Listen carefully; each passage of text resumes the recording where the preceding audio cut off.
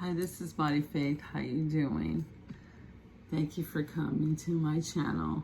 I want to say good morning, good morning, good morning. I'm so sorry it's taking me a minute. You're coming with me in my journey. I'm not an advisor. I'm not a doctor. I'm not a dietitian. You're with me in my journey with my VSG that I got 2.5 years ago. And I want to say hi. How you doing? I want to talk about, do you have to clean everything on your plate today, this morning? Let's talk about that, okay? Let's get a little bit on the plate today. Okay? When I was growing up, I was raised Latin. I was raised that you had to eat every single thing on your plate. Everything. I mean, if you left a little tiny piece, if you had a little morsel of rice, you had to eat it. And best believe, if you didn't eat it, you got beat back in the day. So I grew up in a home where you couldn't waste anything. And so as a kid, I couldn't get off the table until I finished everything. And so when you grow up, you still have that same little mentality in your.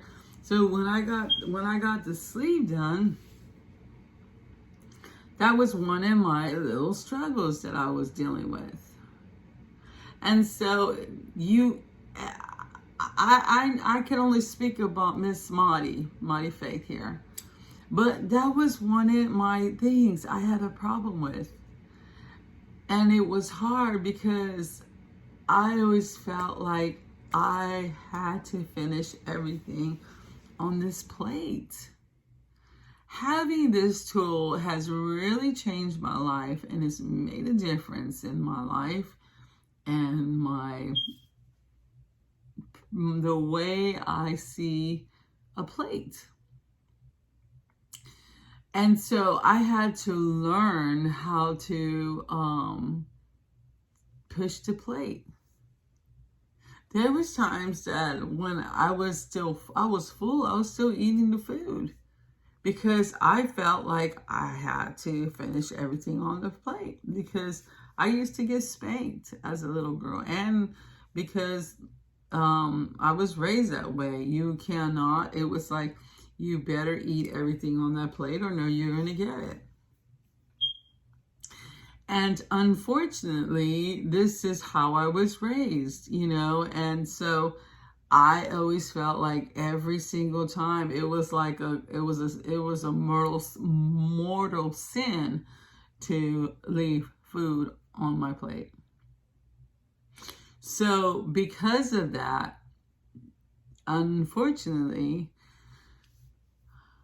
I always felt bad. And so I would eat food that, it was like I was overeating. I would overeat because I always felt bad. I always felt like I was going to get in trouble or it was a sin so I was raised that way. And it was because you better finish everything.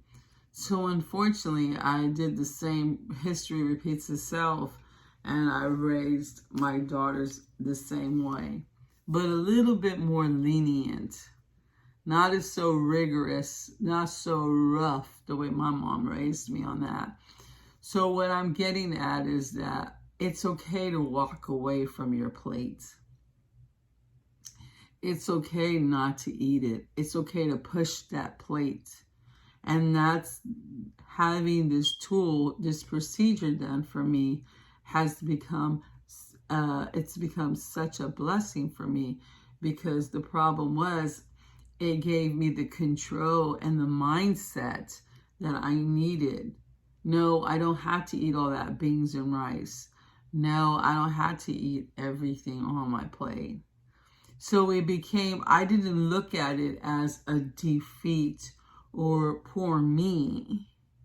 I didn't go into this feeling like, oh my God, I was raised this way or I had it was hard. No. What it did for me, it gave me the power, the ability to overcome that which was becoming difficult for me and hard to push, it became my strength. So I did not let it to define me. Having this procedure it enabled me and gave me the ability to not allow a vicious cycle to keep on going and going and going and going and going and going. It allowed me to empower me to say, that's it, no más, y that's it. That's it, no more. So I got the strength and the ability, and I thank God because God's the head of my life and He makes that possible. Just like a foundation, you have to have a solid foundation. Your mindset has to be made up when you go and have this procedure done. This is called a tool. And a lot of people were like, oh, you got that VSG. Oh, you got this and that. And, that's why you're skinny. No. I got a VSG. It saved my life.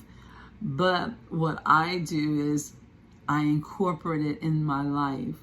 The reason why you're as successful as you are with your tool is when you incorporate those things and you listen to your dietitian, yes, and your doctor.